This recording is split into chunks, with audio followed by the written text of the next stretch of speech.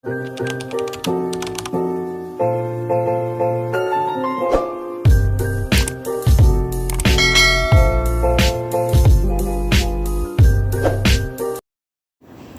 mga ma'am! So ito ulit ako, panibagong araw at panibagong pakikibaka na naman naming dalawa mag-ina sa araw na ito. Ngayong araw mga mare, wala namang gaanong ganap, yun nga lang maghapong walang kuryente. At dahil nga walang kuryente, naisipan na lang naming dalawa ni Denver na hindi ako magbukas at mamasyal na lang kami para naman hindi namin magaanong maramdaman yung init ng panahon. At ayan nga mga mare, ang aga-aga pa pero tingnan nyo nga naman, full of energy na ang ating batang makulit. Sa totoo lang mga mare, gusto ko talaga magbukas ng pwesto. Yun nga lang, sinabihan nga ako ng nanay at pati ni Denver na wag na daw. Kasi nga guys, sobrang init talaga nga naman ng panahon ngayon. Imaginein mo yon, walang kuryente. So ibig sabihin, walang electric fan. So hindi ko rin ma-imagine ang buhay pag nandun ako dahil sobrang init talaga mga ma'ams. So ayan na nga mga mare, ang layo na nang napuntahan ng aking anak.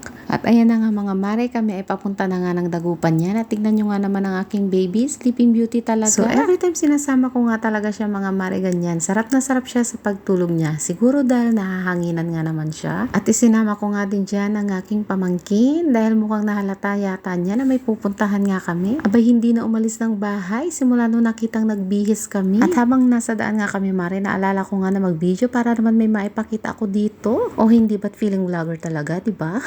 Dahil hanggang ngayon nga mga mare, pinag-aaralan ko pa rin to kung paano ang pag-voice over. Aba, tignan nyo nga din ang aking pamangkin, bis actress din. Nakikita nga niya ako nag-video, tantang tulog-tulugan nga naman din ang loka. At ayan na nga mga mare, fast forward, ayan, mukha yatang siya na ang nagutom. Tingnan nyo nga naman din kung paano siya kumain. Hindi mo alam kung natutuwa, kung nasasarapan ba or hindi. Pero sa totoo lang mga mare, ang gusto niyang kainin dyan ay yung kinakain ko nga na spaghetti. At unti-unti ay pinapakain ko nga din siya ng spaghetti at saka yung chicken. Pero sa totoo lang mga mare, hanggang ngayon ay takot na takot pa rin ako magpatry sa kanya ng pagkain. Kaya bawat subo ko sa kanya, tinatanong ko sa aking nanay kung pwede na ba. Kasi nga naman mga mare, hindi habang buhay ay gatas lang ang aasahan niya na. Pero nga dahil sa kanyang pinagdaanan nga, kaya takot na takot nga ako. Kaya mas maganda pa rin ang laging nagtatanong. Gabi na nga dyan, pero mukhang hindi pa rin inaantok ang batang ito. Pero yung nag-aalaga sa kanya ay antok na talaga. Pero syempre kailangan kong hintayin na magkusa siyang matulog. Hindi ko naman siya pwedeng purasahin or pilitin na matulog kung hindi pa nga naman talaga inaantok. Pero ang tagal niya pa rin naglaro dyan mga mare ay sobra. Hindi ko pa mawari kung ano pa talaga.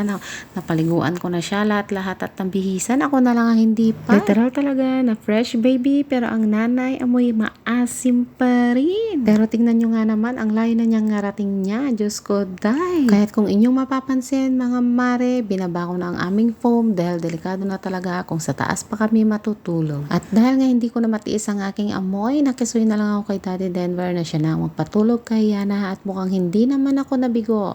Tingnan nyo nga naman, sarap ng tulog ng baby ko. Pero sabi naman ni Daddy Denver, ang dami pa nilang pinagagawa bago ito natulog. So ayan na nga, sarap na ang tulog niya. Kaya't mga mare, hanggang dito na lang ulit ang aking video. Maraming salamat ulit sa panonood at hanggang sa susunod ulit. Bye-bye!